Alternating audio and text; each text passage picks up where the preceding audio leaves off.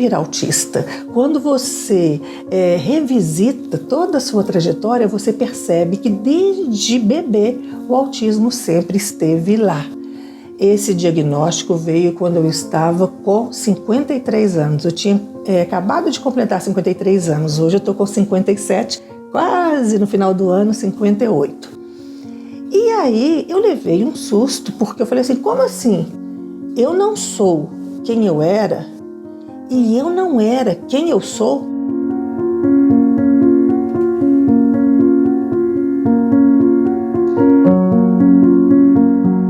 Até alguns anos atrás, apenas os autistas mais graves eram diagnosticados na infância.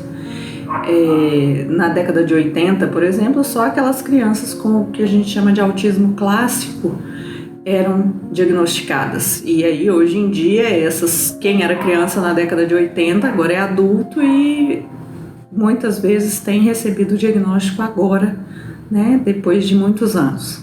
E na maioria das vezes eram crianças conhecidas como crianças mais tímidas, crianças esquisitas, crianças que não gostavam de estar em grupo ou que tinham dificuldade para estar em grupo. O que a gente tem percebido na literatura, principalmente na literatura internacional, é que é uma tendência maior do autismo demorar a ser descoberto no sexo feminino, porque as mulheres têm uma tendência a camuflar mais os sintomas do autismo, que eles chamam de masking, porque as expectativas sociais e culturais em relação às meninas e meninos, né, na infância são diferentes.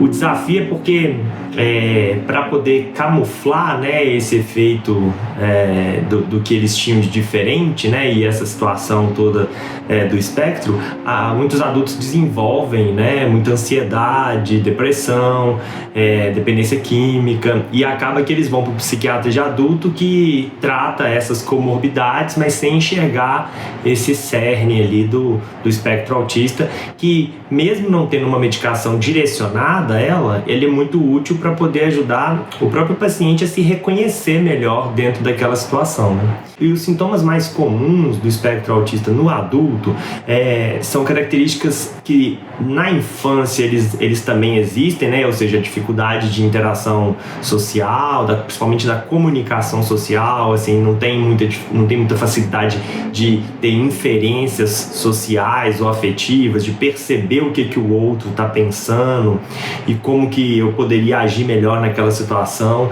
Eu não copio bem, né, as regras sociais, os modelos sociais. São adultos normalmente de alto funcionamento, tem um QI muito bom, né, não precisa ser de altas habilidades, assim, né, superdotação, mas que tem um QI funcional, né, que deu a ele uma habilidade para poder criar outras estratégias e também achar um lugar no mundo, assim, né, para ele poder se desenvolver até de forma, às vezes, até ocupacional. Alguns chegam até a ter relacionamentos, casam mesmo e tal. O autismo, ele é um funcionamento diferente do cérebro, então ele não é uma doença, o cérebro funciona de um jeito diferente da maioria das pessoas, né, tanto que as pessoas que não têm autismo são chamadas de neurotípicas. E a minha família teve uma participação fundamental porque a relação com minha mãe super melhorou, porque ela já, à época, mais de 75 anos, e foi lindo perceber a minha mãe repensando a nossa relação. Então, por exemplo, se ela me chamava para almoçar, eu chegava meio-dia e meio o almoço estava saindo, não mais às 3 horas, como ela fazia e que eu acabava culminando numa crise. E aí é que o diagnóstico fez toda a diferença, porque a minha vida ficou mais leve. Eu passei a me conhecer, e essa é uma regra básica para todo ser humano, o autoconhecimento. E aí eu passei a me respeitar, a respeitar os limites do meu corpo, a entender por que eu não gostava das festas da empresa, por que eu não me sentia bem nos eventos sociais. as questões de interação social e de comunicação e dificuldades, às vezes, que podem aparecer no emprego, né, no ambiente de trabalho, podem receber suporte adequado com o tratamento, principalmente voltado para abordagem comportamental, né? Então, a psicoterapia vai ser muito importante nesse processo. Mas é importante sim a pessoa receber o diagnóstico independente da idade para o seu processo mesmo de autoconhecimento e aprender a lidar com as suas dificuldades, sabendo que aquilo não é culpa dela, que aquilo é consequência de uma diferença mesmo no funcionamento neurológico.